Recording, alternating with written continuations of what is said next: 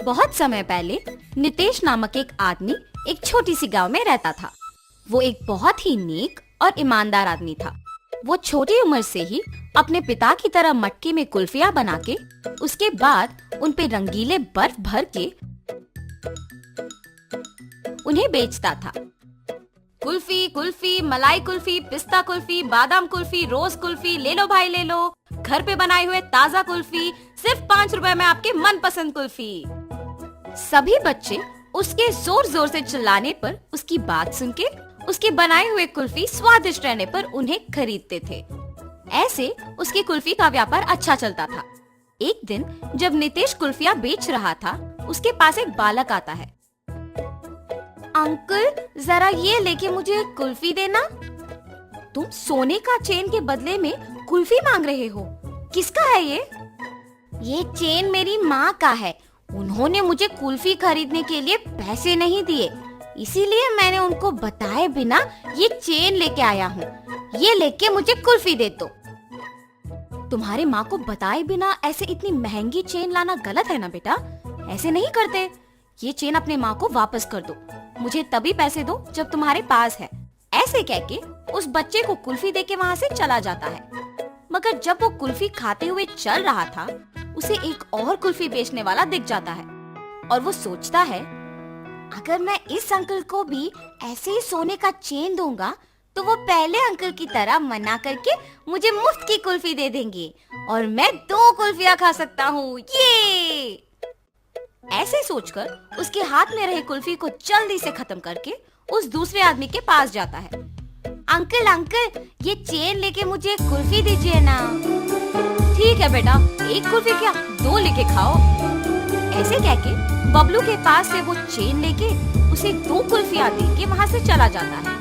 बबलू अपने दोनों हाथ में कुल्फियां देख खुश होके चेन के बारे में भूलकर खाते हुए वहाँ से घर चला जाता है।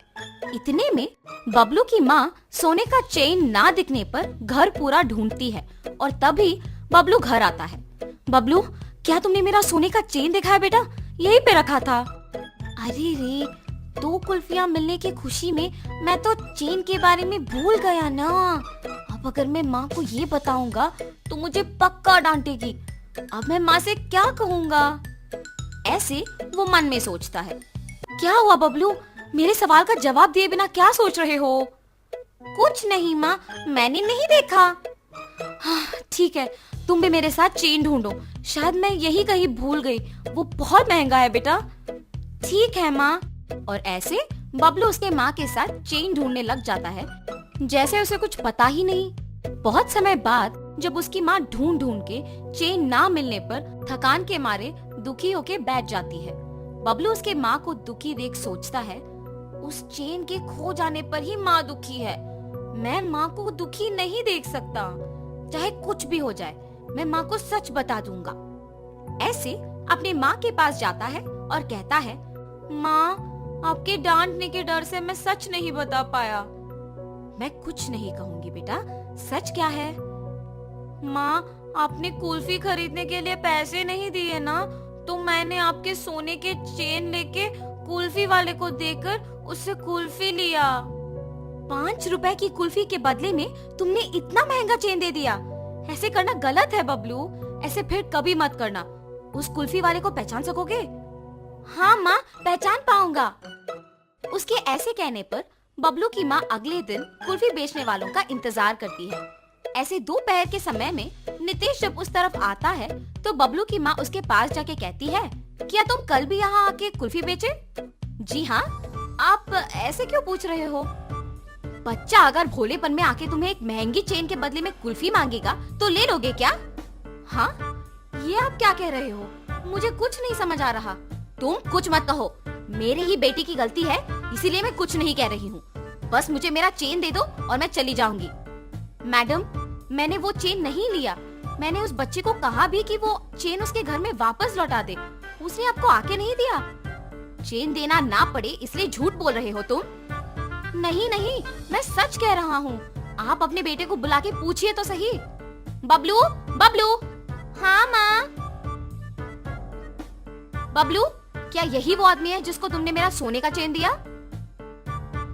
नहीं माँ, और ऐसे वो अपने माँ को नितेश के साथ जो भी हुआ समझाता है। कल मेरे इस तरफ आने की वजह से ही मुझे सोने का चैन मिला था। काश आज भी ऐसा कुछ हो। ऐसे सोचते हुए उस तरफ जा रहे कुल्फी वाले को बबलू देखता है। माँ वही वो अंकल है जिन्होंने मुझसे चेन लेके कुल्फी दिया था। कल तुमने मेरे बेटे को कुल्फी देके चेन लिया था ना, वापस कर दोगे कि सबको बुलाऊं? अब ये बच्चा इतना जोर से कह रहा है कि मैंने ही लिया है तो मुझे लौटाना ही पड़ेगा, वरना उसकी माँ सबको बुलाएगी। लालच के मारे यहाँ आना अनावश्यक था। चेन दिए बिना क्या सोच में पड़ गए हो तुम? मुझे माफ कीजिए दीदी। ऐसे वो आदमी उसका गलती मानकर उसके पास के सोने का चेन बबलू के माँ को दे देता है। बच्चे मासूमियत में अगर आके महंगे चेन के बदले में अगर कुल्फी मांगे तो क्या दे दोगे? उन्हें इतना भी नहीं बताओगे कि वो गलत है? उस कुल्फी वाले ने ऐसे ही लालच के बिना मेरे बच्चे को गलती करने से रोका था। आइंदा ऐसे कभी मत करना, इस आदमी से सीखो। मुझे माफ कीजिए भाई साहब, मैंने आपकी गलती के बिना आपको निंदित किया। कोई बात नहीं जी, मुझे बस खुशी है कि आपको आपकी चेन मिल गई। बेटा ऐसे कभी मत करना। मैंने सोचा कि वो अंकल भी आपकी ही तरह चेन लौटा देंगे। सब लोग एक जैसे नहीं होते बेटा, अच्छे लोग और बुरे लोग होते हैं। इसीलिए घर में अपने माँ बाप को बताए बिना कुछ नहीं करना चाहिए। आगे से ऐसे नहीं करूँगा अंकल। ऐसे कहकर खुशी से अपने माँ के साथ वहाँ से चला जाता है।